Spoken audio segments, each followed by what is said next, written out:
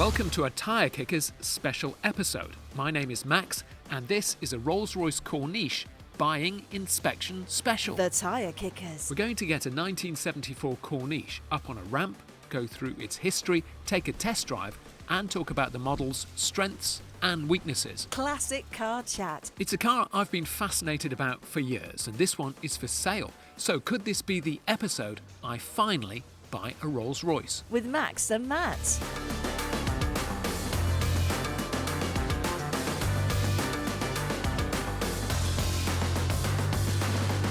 Hello, welcome to the Classic Motor Hub in Bybury. Now, regular listeners may know this is where I've bought and sold a couple of cars. I sold my 1966 Porsche 912 here and also bought my 1987 Mercedes 300 SL from the hub. But regular listeners will also know I've been going on about buying a Rolls Royce for some time, well, probably since this podcast started. Now, Matt tends to buy his cars on the spot. I'm more of a slow burner when it comes to buying stuff. I take my time, read the books, watch every YouTube film, and then have another long think. But finally, I'm getting close to making a decision. And last week I spotted a blue 1974 Rolls Royce Corniche, the fixed head, here at the Motor Hub that was about to be prepared for sale. Now, the Corniche is the two-door Silver Shadow. There was the fixed head, the convertible, and a Bentley version. From 1971 to 1987, they made around 4,000 of them of the first series Corniche, which broke down to 1,100 coupes and about 3,200 convertibles, and probably only about half of those are right-hand drive. They were the sporty Rolls-Royce with a bit more power than the Shadow, a coach-built body and interior upgrades like a rev counter and a passenger door handle. But the key thing about the Corniche is now they're much, much rarer than the Silver Shadow. Right, so I've brought along Oscar from RR&B Garages in Bromsgrove. They are Rolls-Royce specialists. So Oscar will do a full pre-purchase inspection of the car and a test drive. First though, let's talk to George McGregor from the Classic Motor Hub, who's selling this car. It's a 1974 Rolls Royce Corniche.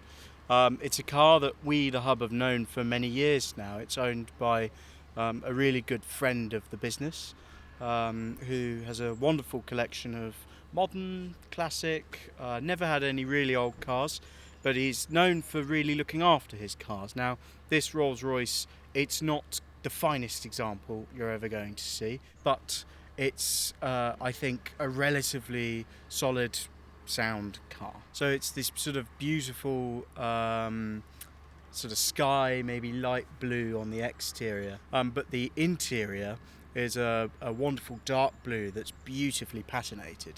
I think, and I don't know what you think, it might be the original leather from when it left the factory, just because of the way it's worn. But it's not ripped, it's not torn, it's just really suits the car, in my opinion. So Oscar is from RR&B Garages. He's here to do an inspection on the Corniche. So Oscar, just tell me, what roughly will you be looking through? The condition of the bodywork, the vinyl roof, all the chromes, going through, make sure all the interiors as it should be, all the seat movements and everything. They're a fun one of all the motors go sometimes, so just make sure all that works.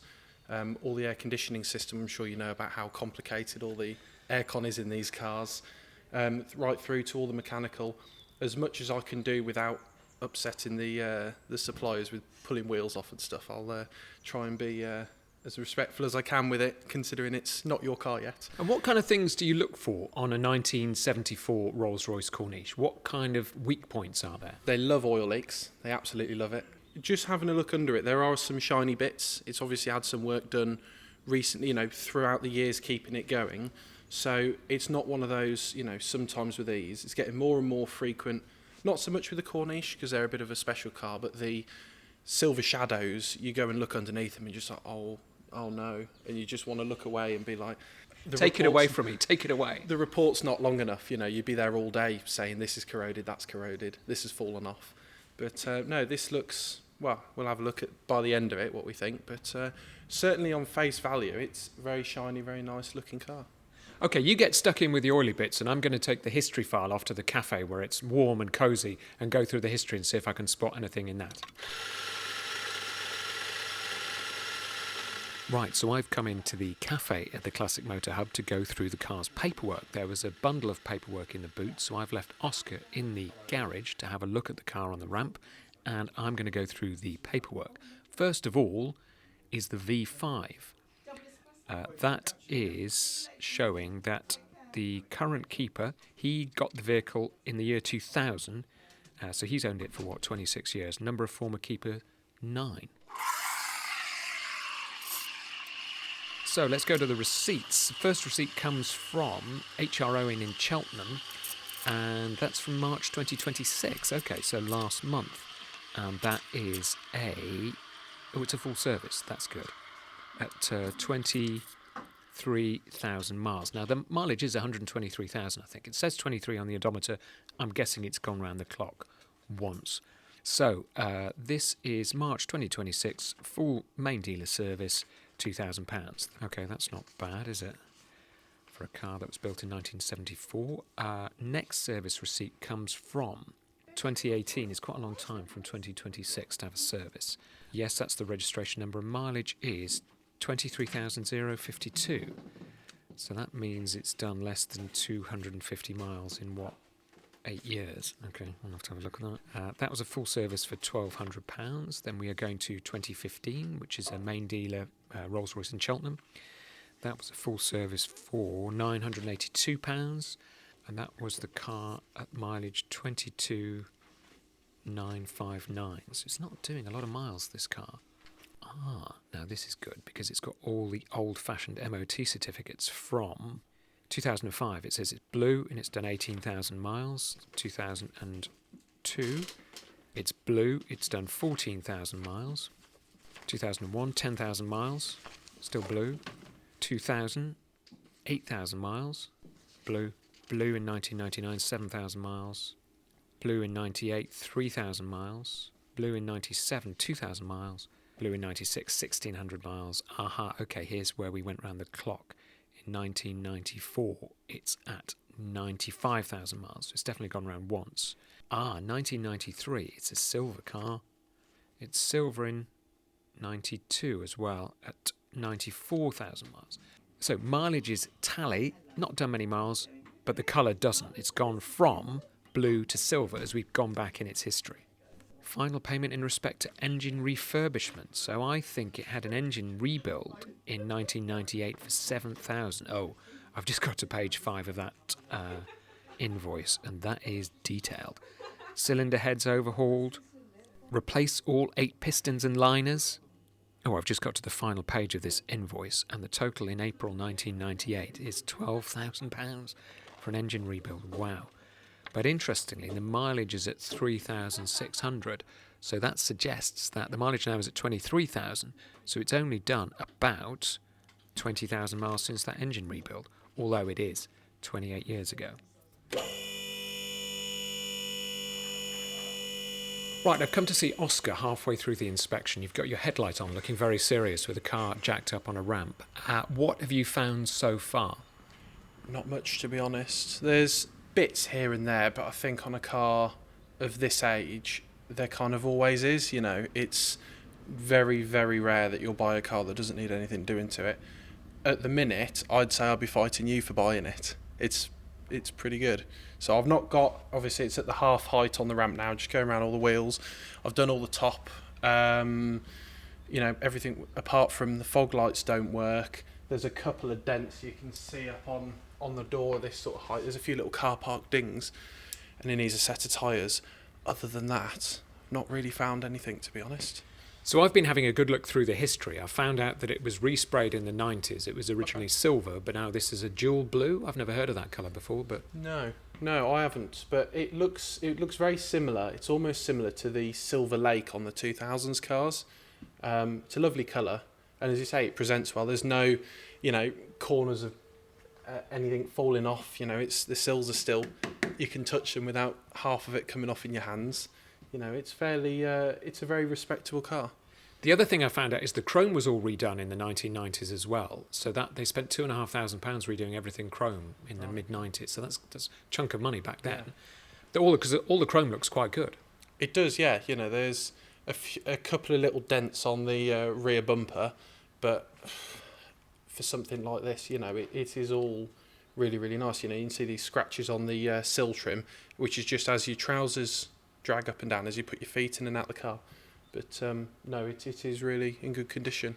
But the main thing I found, which was quite interesting, is again in the mid-90s, somebody spent £12,000 on an engine rebuild. So complete pistons out, new pistons, the lot. So it's had a good engine rebuild, and that was only 20,000 miles ago. So a long time ago, but actually not that many miles since the rebuild.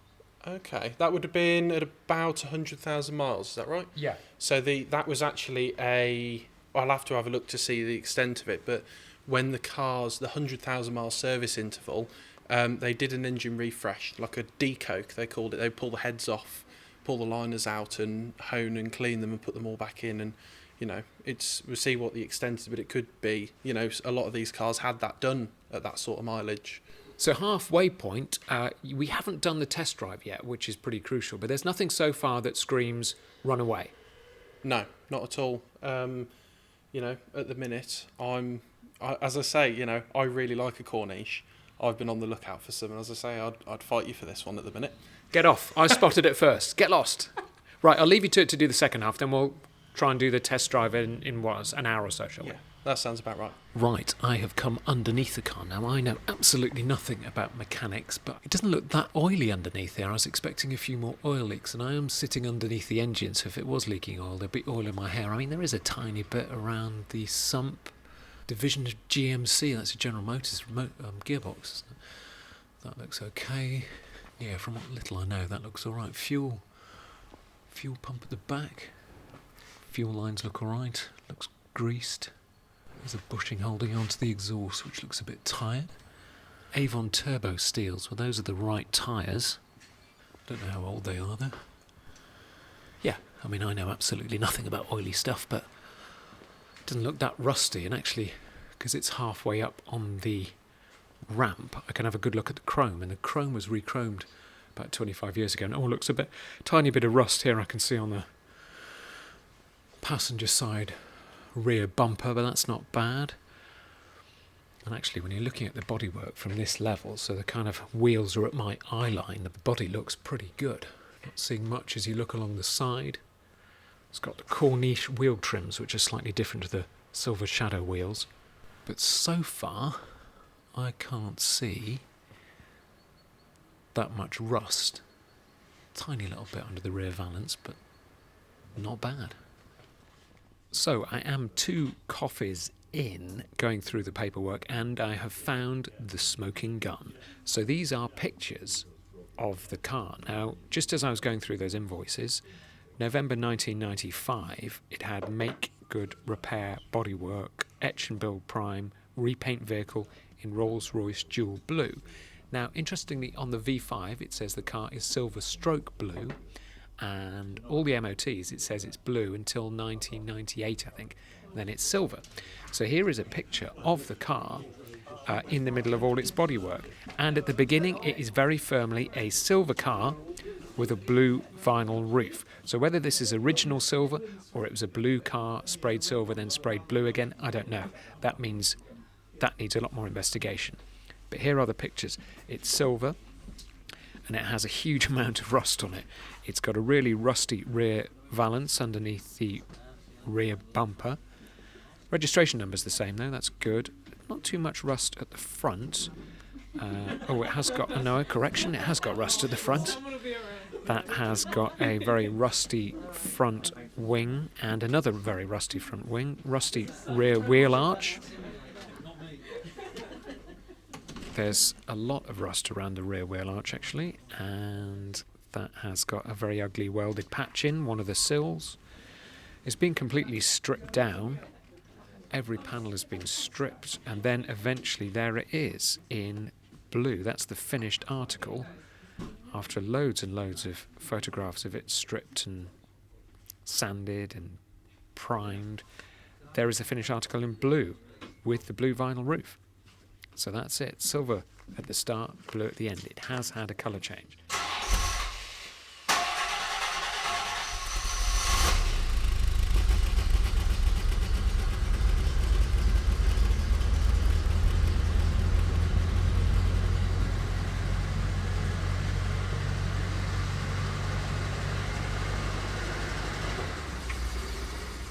Right, let's head off for the test drive. George is driving. I've just noticed, because this car was based in Geneva for a while, and in the ashtray there is a 5 Swiss franc coin. Kind of adds to the story a bit. Just tell me, how does it drive, George? It's very wafty. I think, in my opinion, although the expert might tell me otherwise, the steering's really nice. It's so light. You can drive it with one finger. The throttle's very easy, the brakes are nice and sharp, which from the ones I've driven they tend to be pretty on it. The exciting thing about the Corniche is that it has a rev counter, because this was the Rolls Royce sporting model. Yes. So a Silver Shadow didn't have the rev counter, and we have the luxury of seeing what revs we're doing, which at the moment is about Just under 1500 RPM. Now, having a quick look around the inside, headlining's new, because I've seen a receipt from that. Well, not new, but it was kind of based, I think it was a job from the 1990s. That all looks quite nice. Now, the wood on these, Oscar's sitting in the back, like the slightly naughty child on a holiday between the three of us. The wood on these is quite expensive to do, but this looks all right. I mean, there's lots of places that will do it. There's only one place in the country that do it properly. They're based down in London, and you're right. We did a Silver Shadow a couple of months ago, and it was knocking on $6,000 to do a full set of wood to have it completely overhauled. That's all the dashboard, all the door trims, all the rear screen. So yeah, it's not a cheap thing to be undertaking, but luckily this car, it's all very good. Now, George is driving at the moment. Oscar, what should we look out for on a test drive of a 74 Rolls? So, because these have got the Citroen-based braking system on them, where the camshaft in the engine has a few extra lobes, and they drive the brake pumps. So the brake pumps have the pressure, so when you press the brake pedal, it's more like a switch. The brake pedal's not connected to the brakes at all. When he presses the brakes, if there's a bit of air in the system, like on a normal car, when you come up to a corner, you need to pump the brakes a few times to get the pedal feel back up. This car will do it for you, but what you'll feel is under braking a slight, what we call brake delay, and it will always pull one side on before the other. So if there's a bit of air in the system and you brake, you'll feel it dive left or right. Seems to be braking all right, though. We just had to do a stop for a tourist, so Yeah. we're not picking them out of the Rolls Royce grill, so that's a good sign. That's the good headlight feel. Let's have a look at the organ switches for the air conditioning. And the glove box. Oh, I've just spotted the handbook as well, that's good. Oh, I'll have to have a look at that later. More paperwork, yeah. And actually down here, there's some more coins.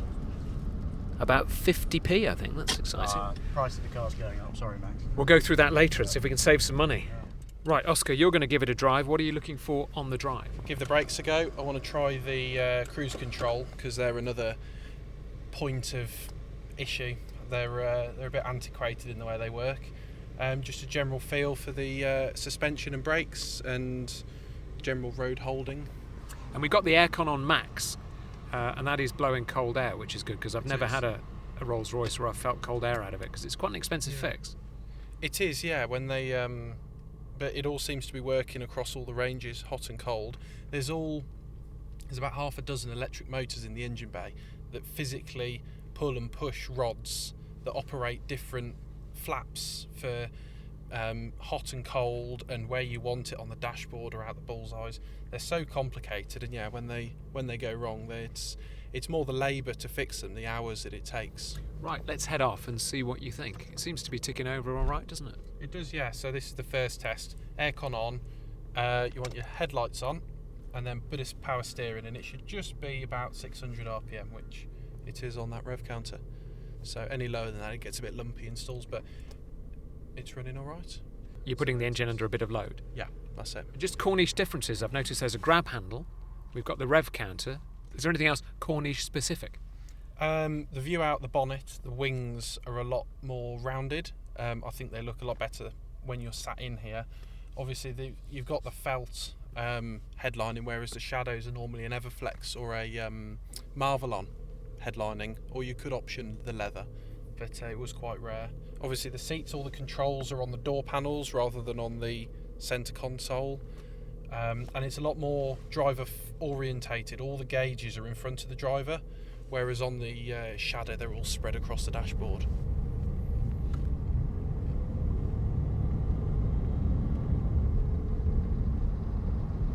You nearly almost felt a gear change there. Just about. Very smooth gearbox, this, isn't it? It is, yeah. You can hardly notice when they're changing. If you're ever fortunate enough to drive an early Silver Shadow with the 4-speed gearbox, it's amazing, night and day difference between the 3-speed and the 4-speeds, how they drive. So just tell me about the driving impressions. It's driving really nice. Now we're on the bigger A roads with less camber across the lane. It's not pulling, so it's the Avons have really soft sidewalls, and the car rolls on the sidewalls on the cambers and pulls them left and right. So you can't really say that it's pulling without going. Ideally, you'd want to put the mascot right over the white line in the middle of the road and see it like that, but it's all driving nice and straight. Now, how about the brakes? Is there anything behind? It's far enough away we can give them a go. Little brake test, here we go. There we go. So it dived to the right, which is because there's just a bit of air in the system. A little bit of a vibration, like I don't know if you can feel that through your seat. Yeah. Which is, normally a bit of a warped disc or something, but it's nothing too untoward, really. The discs all look good from the inspection on the ramp. So It did pull to the right and then pull to the left and kind of correct itself, but it was quite a strange braking feeling because it swapped sides. That's correct. Yeah, they are very strange in the way even just the pedal feels. It's a bouncy pedal. It's very difficult to explain how it works, but because the pedal's not really connected to the brakes, it makes this really strange driving experience. These aren't as alien as the later Turbo Rs. It's different, it's not anything bad, it's just a different way of driving. Now, just the impressions from the passenger seat is that we're going over quite a few big potholes. This is the Cotswolds after all, and this Rolls Royce is just sailing over them. From the passenger seat, you can go right over a bump and not really feel anything. This suspension, it's old. It's an old system, isn't it? It was the 60s when it was introduced, but it is a great system still.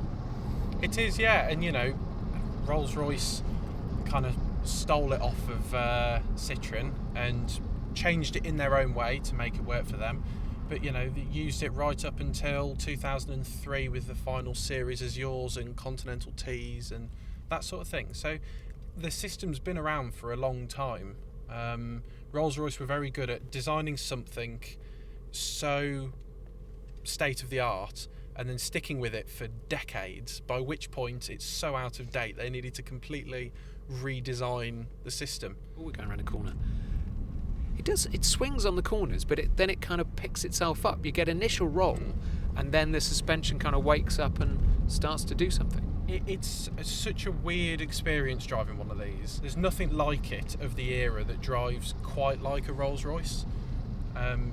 Nowadays a modern Rolls Royce drives like your top of your line Audis and BMWs, whereas this, back in the day, if you think this was driving around when people were daily driving Minis and Morris Minors, it was so state of the art back in the day.